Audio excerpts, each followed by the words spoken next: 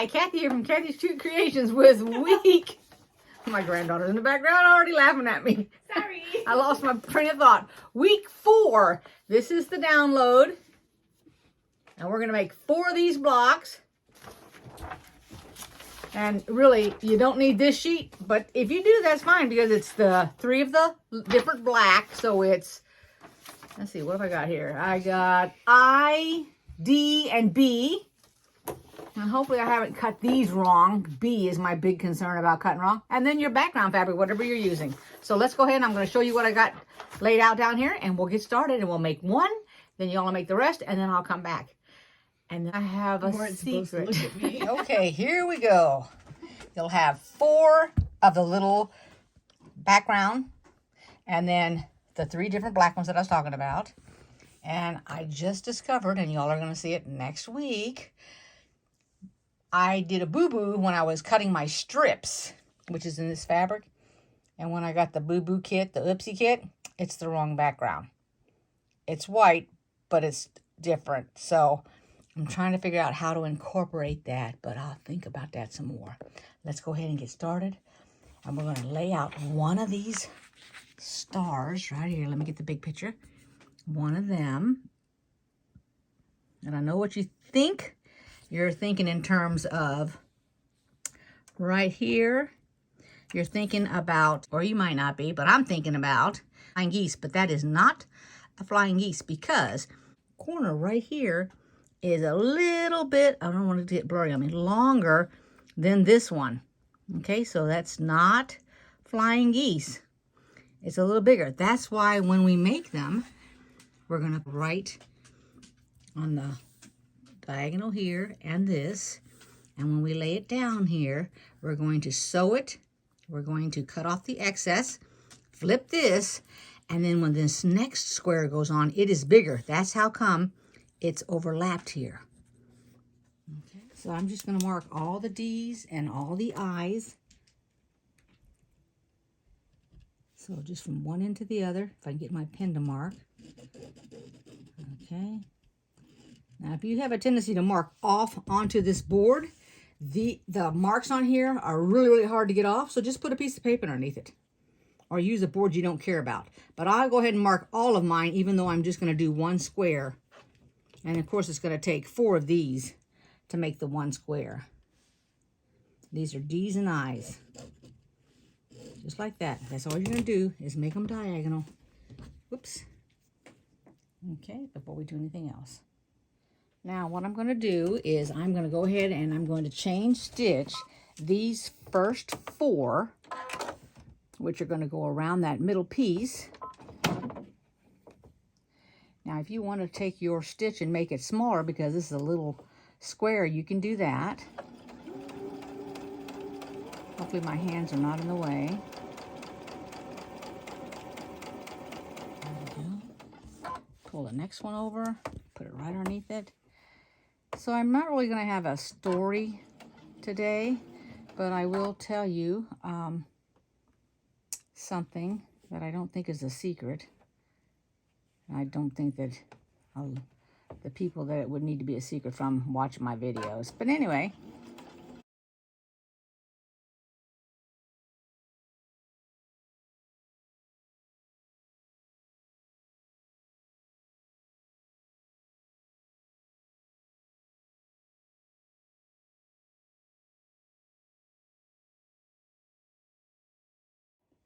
You're going to want to go ahead and cut off a 1/4 inch.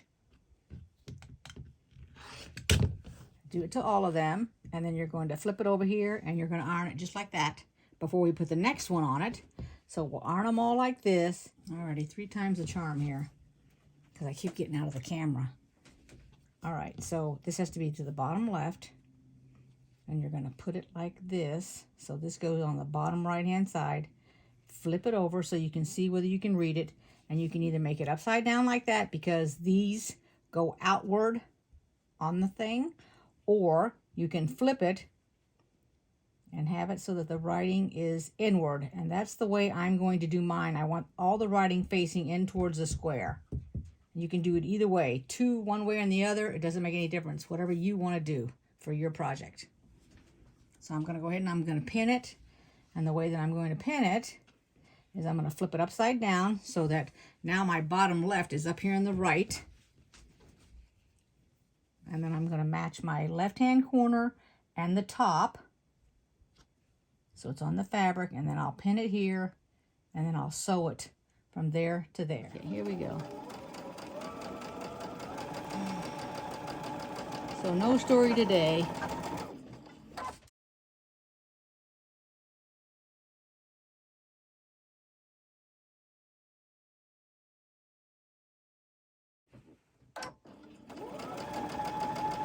Then we're going to iron these open. Cut them and iron them open. Now here's the layout before we put it together. And this is what I'm going to do. I'm going to sew these two, these two, these two so that I can chain stitch them. Then I will add that one, that one, that one, and then we will connect the rows. Then when I'm done with that, and I have that 8-inch square, because that's what that will be, then we'll put this one to that, which is this is the one that was a discrepancy in the filming.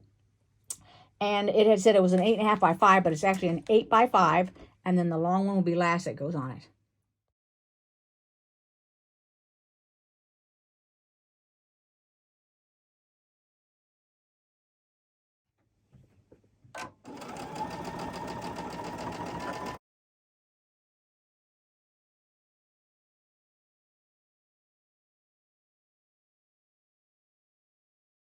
Now keep in mind that I went ahead and ironed them, and I ironed these so they went outward. This went inward, and this is outward, so that when you put them together, you're going to nestle them. So we want to nestle this end right here. So one's going to go one way and one's going to go the other, so that we line up all the stitching. So what you're doing is you're actually lining up your squares. I can't get a grip on it here. So you'll line it up like this. That will line up right in order. Now we're going to be attaching these 2 rows together.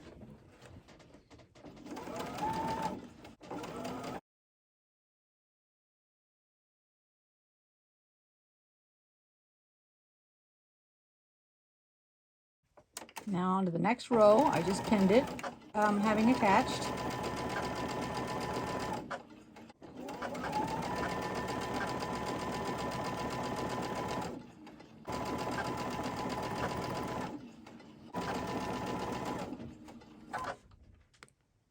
I'm going to attach this to this, and then that to that.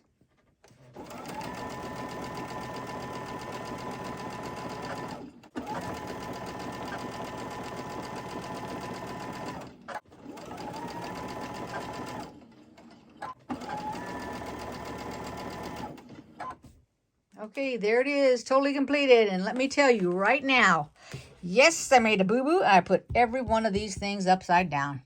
So it only took taking this off and this off. That first one I stopped and flipped it over, and then made sure that they were on there correctly for the next 3. So let me lay them all out here for you. There's all 4 of them, and you can see they're all correct with the pumpkins. I hope you guys enjoyed this video. Give it a thumbs up, make a comment. If you haven't subscribed, please subscribe. And now that I'm at the tail end of my video, I'm going to go ahead and put this on the design wall. But what I want to say, for all those that have stayed to the tail end, do you want the next Fort Worth Fabric Studio kit? I don't know what it is. I don't know when it's coming out. I'm just jumping the gun. If you want it, say it in a comment. I want the next kit after this spooky kit.